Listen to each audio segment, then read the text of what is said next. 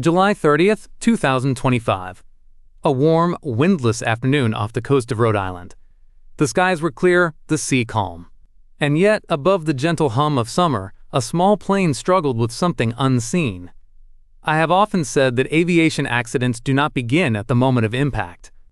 They begin long before the subtle accumulation of factors unnoticed or underestimated, converging at a single irreversible point. At 12:29 post-meridium, a Piper PA-28A Archer III, tail number November 961 Delta Alpha, approached Block Island State Airport for the third time. On board were 3 passengers. It had taken off earlier that morning from Albany, New York. A private flight. A short one. But the outcome was far from routine. This was not the aircraft's first attempt at landing. Twice it had circled, twice it had failed to touch down, each approach narrowing the margin for error. The runway at Block Island is short, only 2,502 feet. Barely sufficient for a light single-engine aircraft, especially under summer temperatures, where density altitude can quietly rob wings of lift and wheels of stopping distance.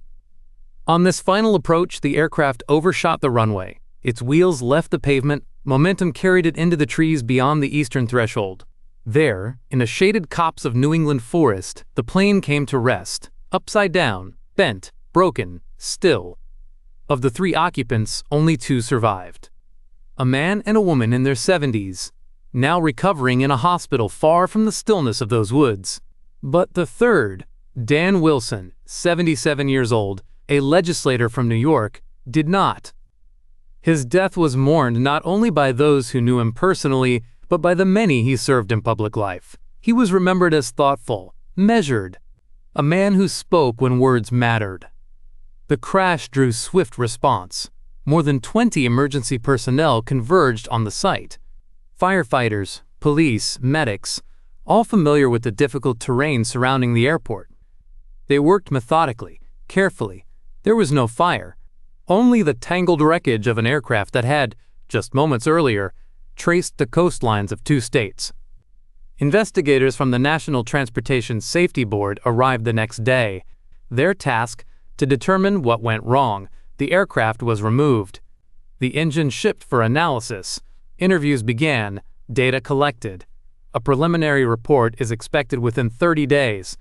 The final account may take up to 2 years. As with so many accidents, there are questions. The role of pilot experience. The challenge of short runways. The effect of environmental conditions.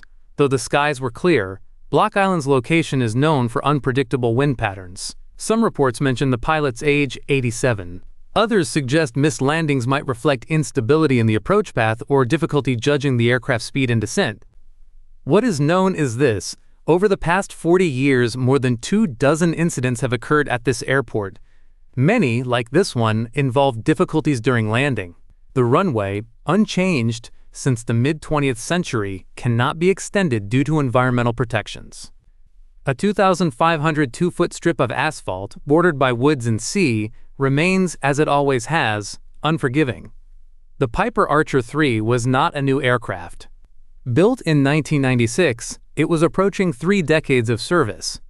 But its maintenance records will tell more than its age.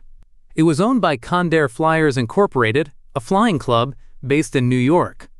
A familiar route, a familiar aircraft. Until that day. Block Island itself, with its summer tourists and rugged charm, is no stranger to small planes.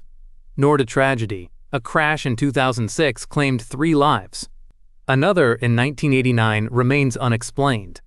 This most recent event adds to a list that raises uncomfortable but necessary questions about safety, readiness, and risk. In the end, what happened on July 30th is more than a statistic. It is the story of 3 people in a light aircraft, of decisions made in the cockpit, of a runway too short, of forces converging in quiet skies, and of a single moment when the ground rose too fast. I will continue to follow this investigation, and when answers emerge, so too will understanding. But for now, we remember a man who served his community and a flight that never quite landed. If this story held your attention, if it made you pause, then I invite you, gently, to subscribe, to comment below, and to return. There are always more stories waiting to be told.